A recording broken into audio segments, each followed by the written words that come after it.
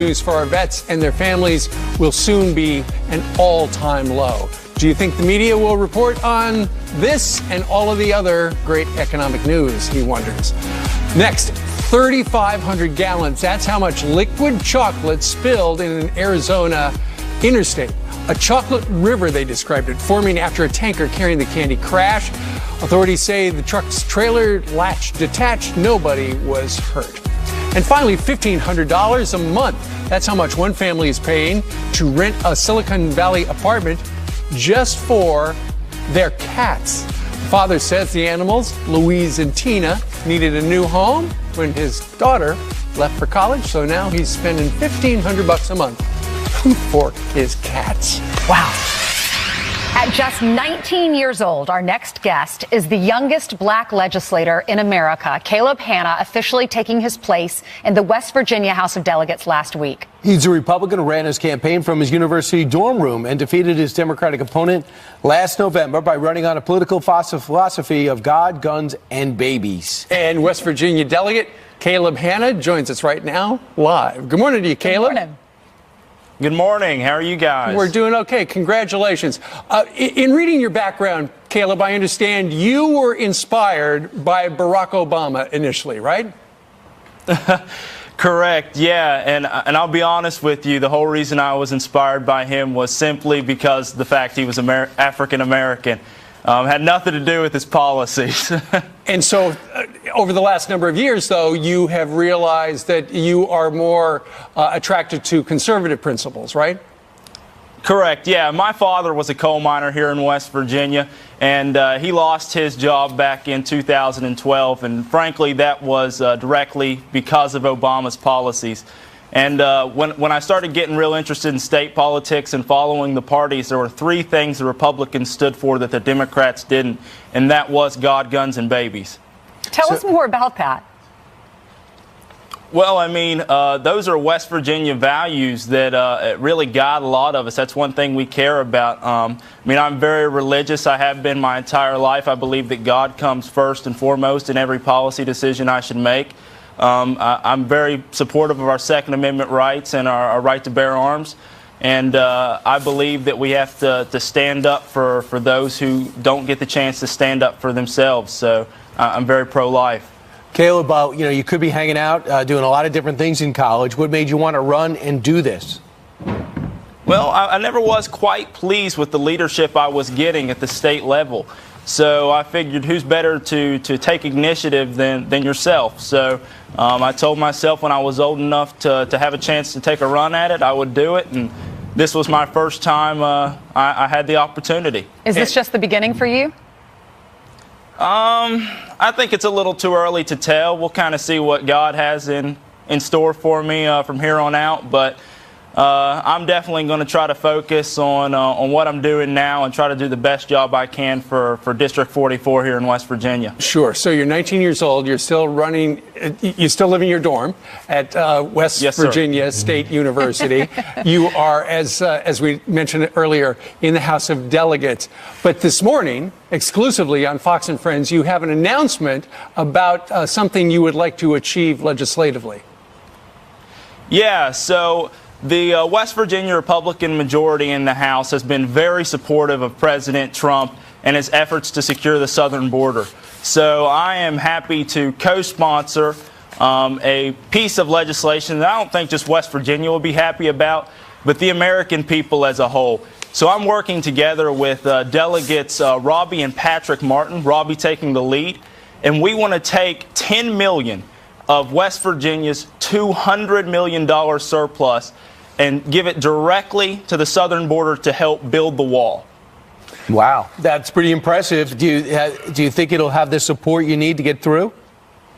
I think it will. I mean, we owe it to the voters. West Virginia has a terrible drug problem, and I believe that it's a lot of those drugs and opioids are coming directly from the southern border. I've spoke to local and state law enforcement, and they say that these drugs are so pure they can't be coming from anywhere other than Mexico. So I believe that the wall is a crucial part in addressing West Virginia's drug problem. So you agree with the president, it is a crisis at our southern border? I can definitely agree with that, 100%. Okay. Congratulations.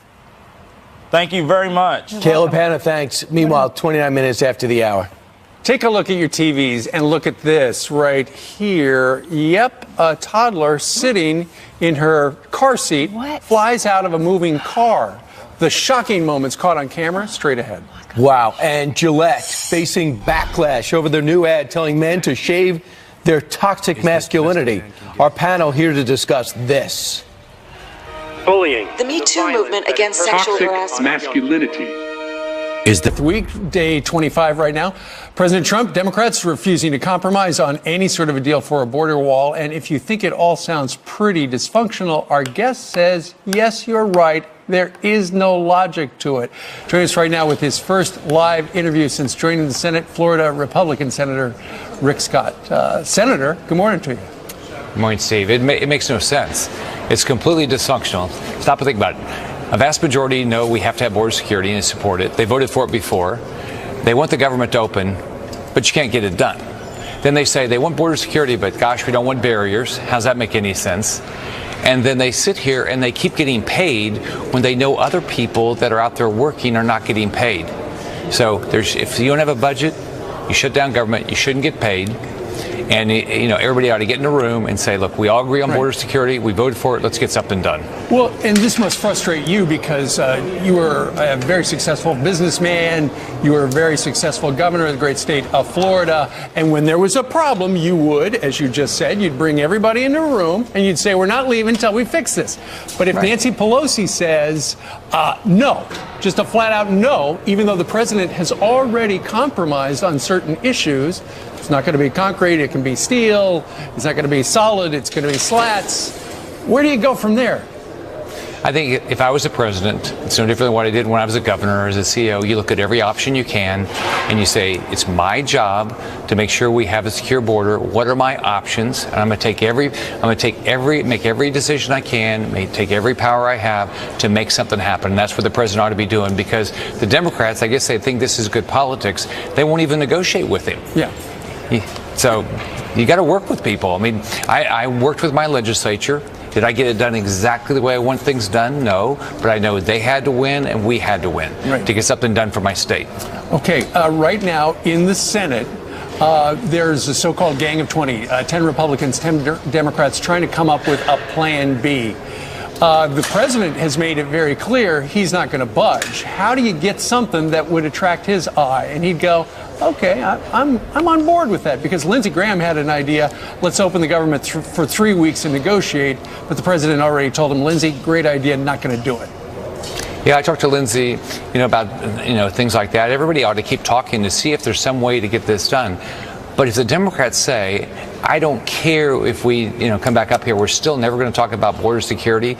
We're never going to talk about, making sure, people are safe. Then what do? If you're the president, you say, why would I waste my time meeting with people talking to people that are feel as though they've rejected the anti-Semitic remarks? No, in fact, I think that they've doubled down on it. I mean, Tamika Mallory yesterday on The View had plenty of opportunities to say that she condemns Farrakhan, and she would not say it. I mean, she must be a great dancer because she danced around it. She had so many times where there was an opportunity to renounce him, renounce what he says about Jews, but she would not do it. She is one of the co-founders of the Women's March, and we have that soundbite. Listen to this. Call him the greatest of all time. I didn't call him the greatest of all time because of his rhetoric. I called him the greatest of all time because of what he's done in black communities. I don't agree with many of Minister Farrakhan's statements. Specifically about Jewish people. As I said, I don't agree with many of Minister Farrakhan's statements. Do you condemn them? I don't agree with these statements. At the end of the day... You won't condemn it. No. To be very clear, it's not my language. How did you feel when you found out that she'd posted a picture with Farrakhan and then put GOAT, greatest of all time? I mean, it's it's ridiculously insulting to the Jewish community and, in fact, just to America, that this is something that people will celebrate with her marching. You know, the Southern Poverty Law Center calls the Nation of Islam a hate group. She is a very active member of this hate group, of which Farrakhan is the leader, and she will not condemn him. She will say, well, I don't agree with all of it, but she agrees with enough of it to make it very concerning. So people that went and participated with the Women's March or the Wizzy's Women Group, what do you think it says about them? You know, I'm not here to judge other people. I'm here to say, for those of us who feel that this anti-Semitism is going on too far and too long, who won't condemn publicly, or maybe even between themselves, that this is something that Jews should be aware of, that's my concern.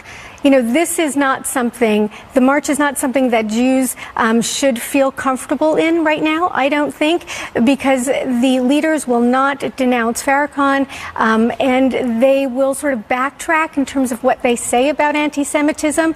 You know, in the first unity principles, they talked about all these other minority groups, but the Jews, we're only 2% of the population in the U.S., the Jews are the ones with the most religious hate crime, reported hate crimes. And yet we were not listed on that list. They don't really care about the Jews. Boxes of hamburgers and pizza on it. But everyone loves that. I'm just so glad he can win a championship, go to the White House, and that could not be the story. Right. Now, no, we're not worried about who's showing up, who's not showing up, what the coach thinks, what the owner thinks. Protests. It was back to football and celebration yesterday. Just something new. Anyway, thank you very much for joining us. Hour 3, and we start with a Fox News alert. A new migrant caravan leaves Honduras overnight. Hundreds of migrants officially on the move, their goal to reach the U.S.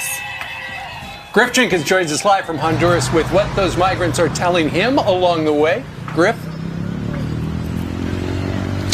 Guys, good morning. They're telling me that they're very frustrated with the president of Honduras, Juan Orlando Hernandez, because they view him as being corrupt, and that's why they're leaving the country that's failed them. They believe that the foreign aid that's come to the United States hasn't reached down to the people, and that's why on this road, just outside of the major city of San Pedro Sula, you have another caravan, about 500 to 600 in this group, about another 500 to 600 left last night in the rain. Hours before the predicted early morning start, and that's about 1,000 people working their way towards the Guatemala-Honduras border to then head towards the Mexico border, and then ultimately all the way 3,000 miles away from where I'm standing to the United States. We spoke to one of the migrants, Marino Flores, who's going to make that arduous journey. Here is what he told us. Do you plan to cross legally into the United States or illegally? I don't know. Well, they're worried criminals could come to the United States. Are you a criminal? No. I am good person because I believe in God. In United States, I can't work in garden, in restaurant. I need one opportunity.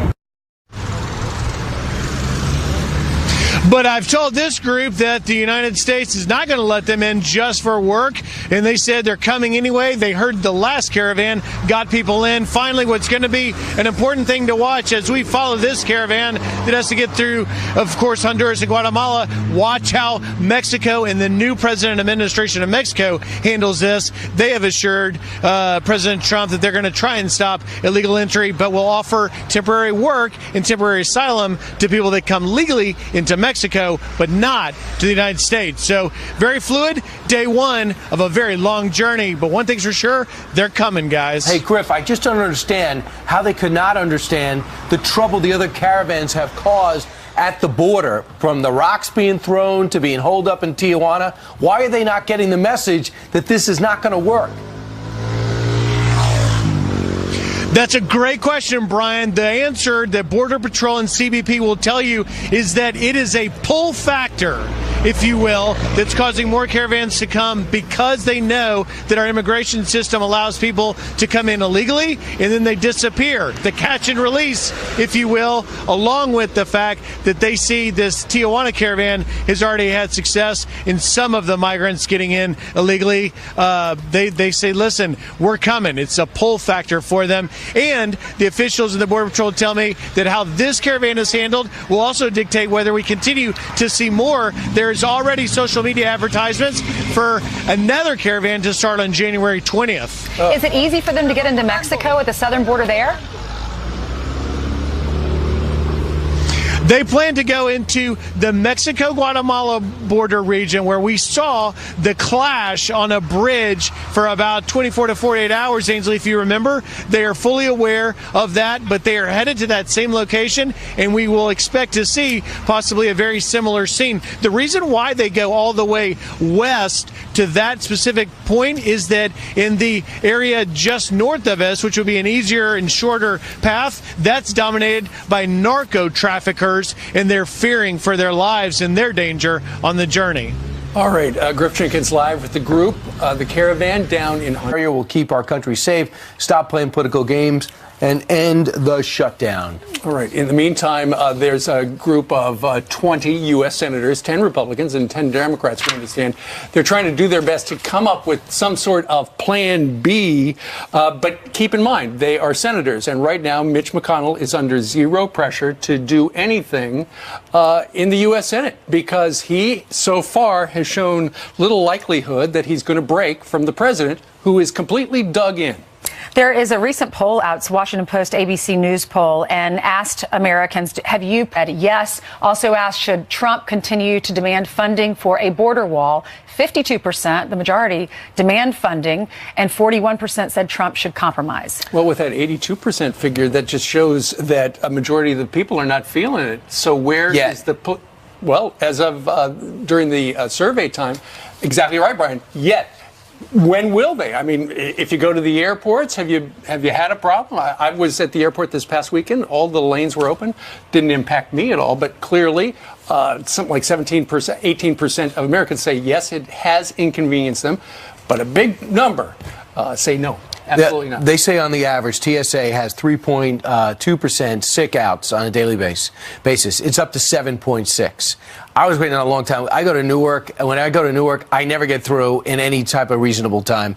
The FDA says they're having trouble keeping up. There's a slowdown right now with your food inspections and the lookout when it comes to air traffic controllers. So, you have the Border Patrol people working without a paycheck. They got to solve this thing this week. This is not a hard thing to solve. You're not talking about massive overturn of the government. What you're doing now is have 10 Democrats and 10 Republicans working towards a solution to get government back and running. They have to commit to some type of border barrier. That's what they got to do. That's going to pique the president's interest, not delaying the negotiation because I almost said Hillary Clinton, because Nancy Pelosi is not allowing any talk of a barrier. Remember, she said $1.3 billion, you can have it.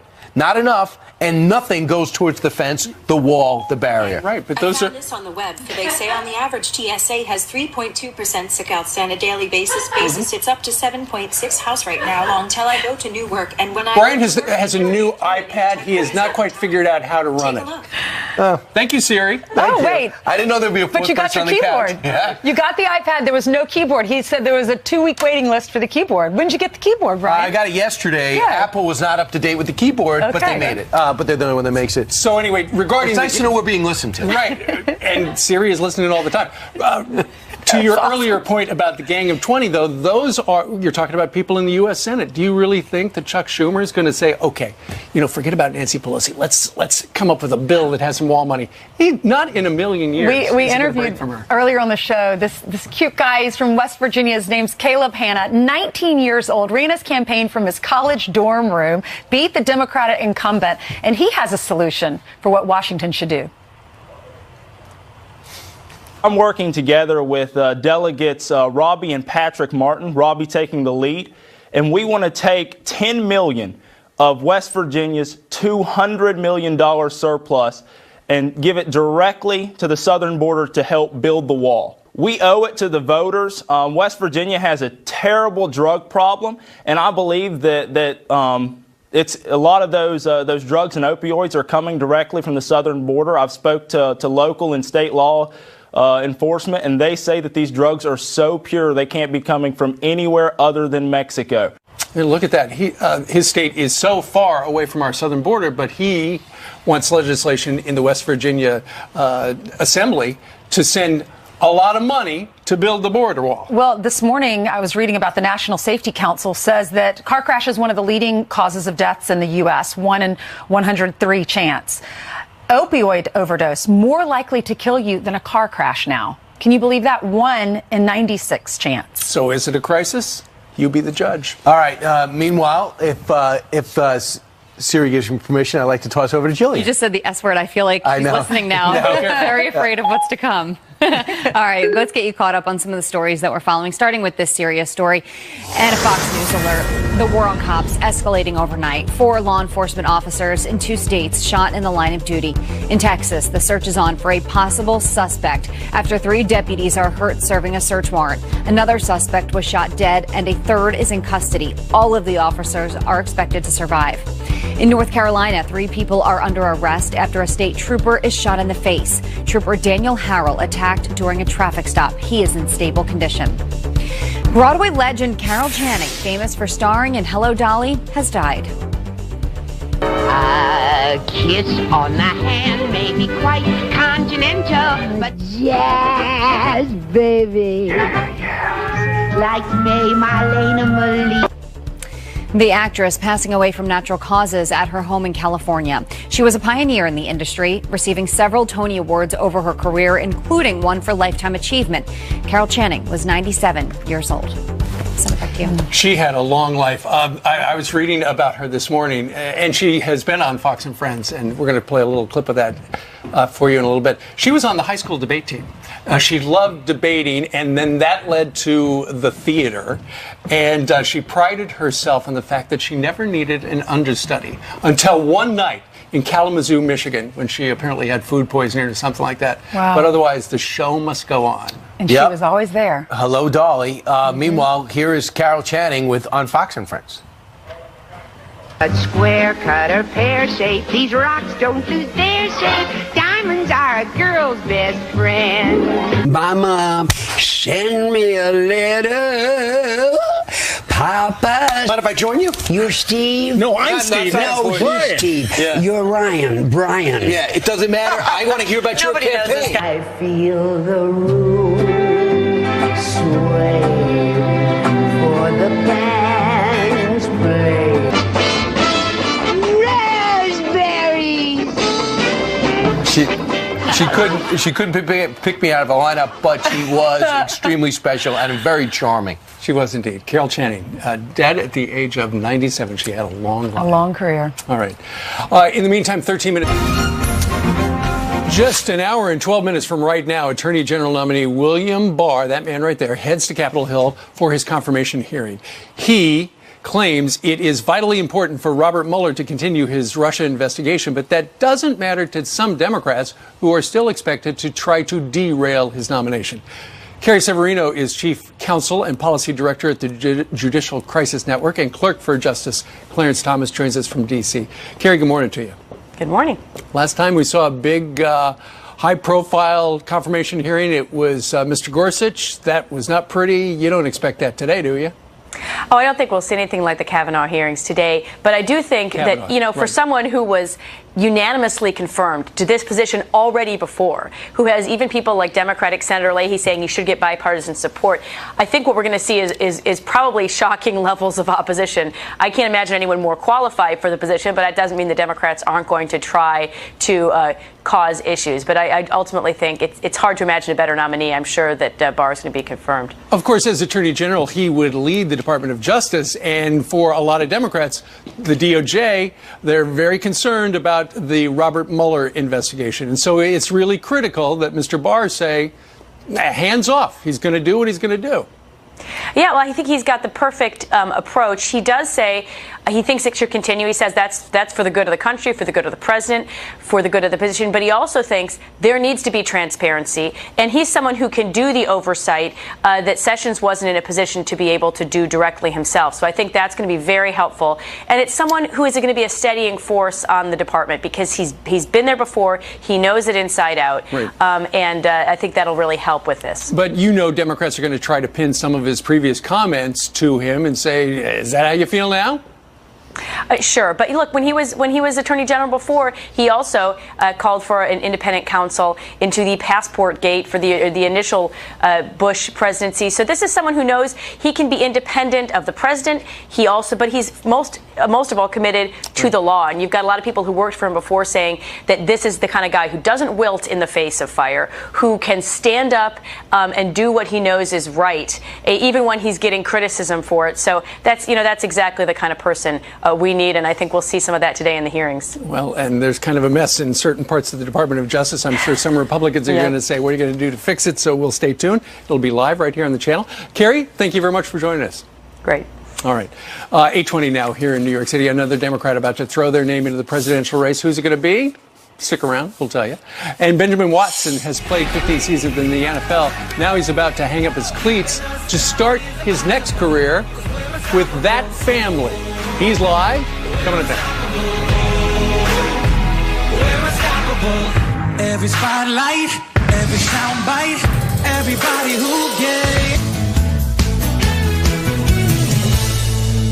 We now have an indication, in fact, we're confident now, this is a U.S. Airways plane that has gone down in the Hudson River. Every single passenger got out alive. We hit the water pretty hard, but I'm fine. The pilot, Chesley Sully Sullenberger III, I mean, if his name isn't a household already, it will be. He was the last man off the plane. The captain, the pilot. We have a pilot who acted heroically. We had rescue workers that acted tremendously. He said it was a miracle on the Hudson. It was indeed. Everybody remembers the miracle on the Hudson when that jet with 155 people on board crash landed on the Hudson River and every single person survived. Believe it or not, that was 10 years ago. And we have 3 of the passengers who were on flight 1549 here with us now in the studio. We have Denise Locke, we have Barry Leonard in the middle, and we have Chris Rini on the end. Thank you all for being here. Can you believe it's been 10 years? No. Hard to believe, right? Definitely is. What was that day like? Tell us what that day was like for you. Well, I was commuting back and forth. I did it every single week on a Thursday, so it started out like any other one, except it was snowy and cold. I thought probably what was going to happen is the flight was going to be delayed. Sure enough, not only delayed, but sent to another gate. And so I was thinking it was just a regular flight. Sure, absolutely. And so you're up, Denise, you're about, I think, 1,500 feet, something like that. There's a bird strike. And what was that like the next 70 seconds? Oh, well, we were up a little bit higher than that, and I'm an avid flyer. I flew every single solitary week as well. You were the first person on the plane, by the way. Yes, I was. I was the first person that boarded the aircraft that day, and when I heard the first noise and had this horrendous smell in the cabin and all kinds of smoke, the first thing that came to my mind, of course, being in Manhattan, was a terrorist attack. Sure. I had absolutely no idea it was a bird strike because I wasn't looking out the window. And then, Chris, and you are a drag racer, so you know about engines, and suddenly there was no engine sound. Yeah, there's no engine sound. And by the way, Chris was not supposed to be on that flight. Yeah, it was a last-minute flight. I was going down to my engine shop, Buck Racing Engines. We were testing a new motor, and I booked that flight like 48 hours before on the last minute. Hopefully I'd get a seat.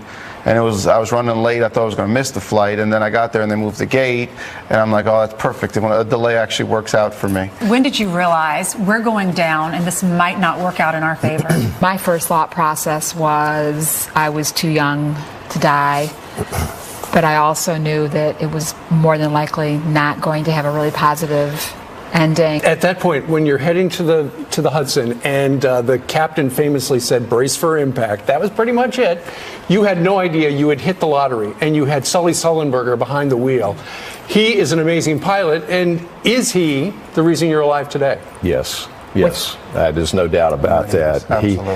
It was a 1 in a billion chance, is what a lot of us say, that we're here today. So we feel that we're in our second life and we're 10 years old. Barry, it really changed your life. You told our producers, tell the folks at home in what ways. Well, I made a decision to make some trips that were pretty interesting. My son and I, we climbed Mount Kilimanjaro together, and we also dedicated a library to a school for the Maasai tribe in Tanzania. Of course, this image behind us is iconic. I remember driving around, I was listening to the story on the radio, and it was so cold that day. And, one at a time, go up and show us where you are in this picture. All right. Denise, where were you? You actually... I believe that I am right in this general area because I was wearing all black. All right. And that's a raft that you're on? I'm on an inverted raft. All right. And then, Barry, show us where you are. But you're not wearing a shirt you're supposed to be wearing. You're wearing somebody else's clothes. No, I was actually in the, in the Hudson. Yeah. And I was cold, and there was a pilot there that was deadheading back, and he said, you have to get out of your clothes. And so he gave me his pilot shirt. Right. So I actually have a pilot shirt on, so everyone thought that I was one of the pilots. When you went to the hospital? When I went to the hospital, everybody was thinking that. All right. And Chris? And ironically, we didn't plan this, but all of us were on the rafts. It ended up that I ended up going on that raft, even though I was farther back in the plane. But it looked like a better option than standing and falling off the wing that was already underwater. And there were several rafts, but not everyone got on a raft, right? Some people were standing on the wings, and that's how they were rescued? Yeah. Chris, in what way did this change your life? It changed my life tremendously. I kind of look at that as a very big life-changing experience. As, that in 3 feet one way or 3 feet another, that was the end of it. Well, it was a terrible day. It was the Miracle on the Hudson, and now you have an anniversary, which is happy for all of you. Yes, that's that right. You survived. Yes. All right. Thank you to Denise and Barry and Chris. Thank you. God bless you. Thank Good luck. you. Thank you. Thank y'all so much. These guys are just so funny. Get some headlines, and we start with a Fox News alert. A possible terror attack at an upscale hotel complex in Kenya. You can see the flames and thick black smoke in the capital city of Nairobi at 2 explosions and heavy gunfire heard by witnesses. We'll bring you more information as it comes in. The man accused of kidnapping 13-year-old Jamie Kloss tells police he chose his victim after watching her board a school bus. Prosecutors say Jake Patterson shot and killed Jamie's parents, then duct taped her mouth and stuffed her in the trunk of a car. He didn't even know her name. After 88 days, Jamie escaped when her kidnapper left his Wisconsin home. 911 calls were just released from the moment she found help. And she said, "I am Jamie Kloss." Yes. She said, "He killed my parents. I want to go home. Help me." So we're kind of scared because he might come. Yep. So if the cops could get here soon, we would fly. I have many deputies headed that way. I'm going to keep you on the line. Patterson is being held on $5 million bail. If convicted, he could spend the rest of his life in prison. For the first time ever, Americans are more likely to die from an opioid overdose than a car accident. A brand new study by the National Safety Council finds Americans have a 1 in 96 chance of dying from an opioid overdose. The odds of dying in a car crash is 1 in 103. Over 12,000 adults aged 25 to 34 died from overdoses in 2017. Let's look at your headlines. Stark numbers. Unbelievable. Thank you, Jillian. Thanks, Jillian. Okay, meanwhile, 19 minutes until we're done. Senator Bob Menendez calling out Fox News after his photo of him without a shirt on goes viral. I want to be fair. Democrats are defending their trip to Puerto Rico during the partial government shutdown, which we're still experiencing. And Senator Bob Menendez is not impressed with that photo of him on the beach making the rounds. That picture was made in Puerto Rico, and that's where Rob Schmidt is right now. He is live in San Juan, Puerto Rico, where the weather is beautiful. Good morning to you, Rob. Yeah, this is the place to be in January, believe it. And this retreat, guys, is getting way more attention than I think any of these politicians would have expected it to get. More than 30 Democrats and their families came down here on a private charter plane. They joined about more than 100 lobbyists to come down here, and it was billed as a discussion and ways to help this island, this territory of the United States, try to get out from underneath all the debt, try to help fix things and the problems that were caused by that disaster of the hurricane. back in 2017. And there have been a lot of meetings over the last 4 days, and there was a lot of work that was done. There was also, though, a lot of leisure time, and all of that, on the beach with Bob Menendez on the beach and in the midst of this government shutdown with all these people not being paid, the optics of it didn't look good. Fox News has put a big spotlight on this winter retreat with all these lobbyists and the upscale hotel and all the fancy things. And we caught up with Senator Bob Menendez yesterday, and the entire delegation, for that matter, at their last meeting before going back to the airport to get on their private charter back to D.C. And to say the least, Mr. Menendez was not happy to see us. You could have had hours and hours and hours of meetings. You chose one thing for an hour. Well, no, I want to be fair. I want to be fair. I just want to ask you what you're neither fair nor balanced. So thank you. So Congressman Tony Cardenas and Jerry Nadler of New York and California, they were much more polite. They were very happy to talk to us and defend why they decided to come down here on this retreat in the midst of this shutdown.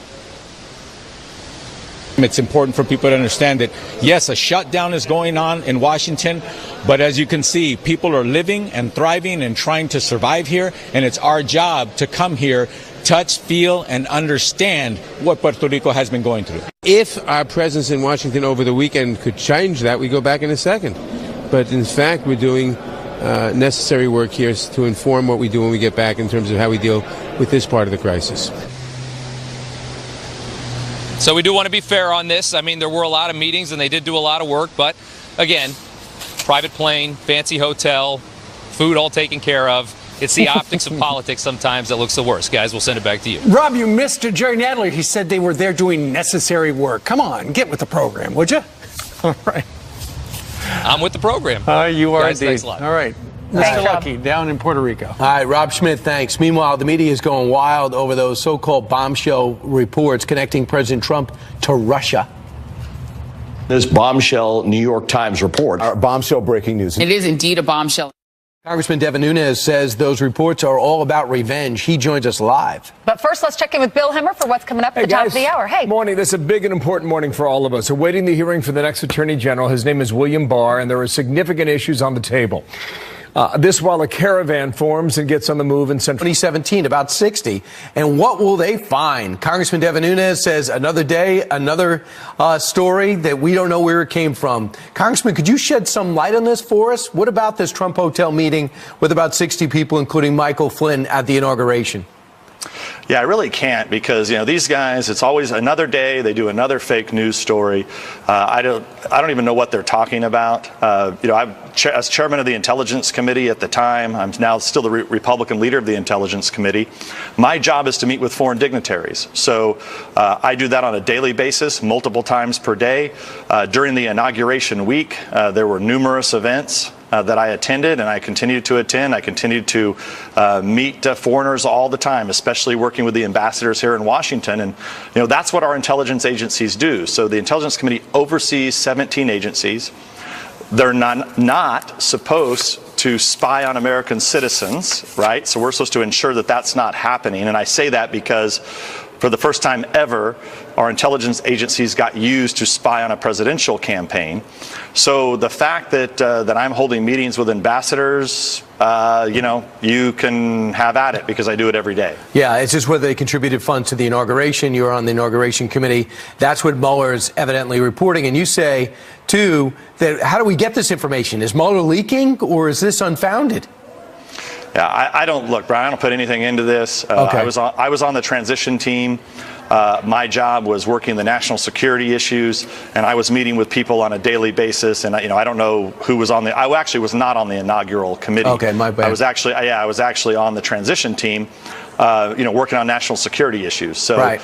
If they want to come talk, we're available. All right. I know you just came from California. You got up early for us. We appreciate it. Big story over the weekend. The FBI, this is the headline. FBI opened inquiry into whether Trump was secretly working on behalf of Russia. And they cite a series of events, everything from the changing of the platform at the RNC to him asking Russia to find the Hillary Clinton's 30,000 emails.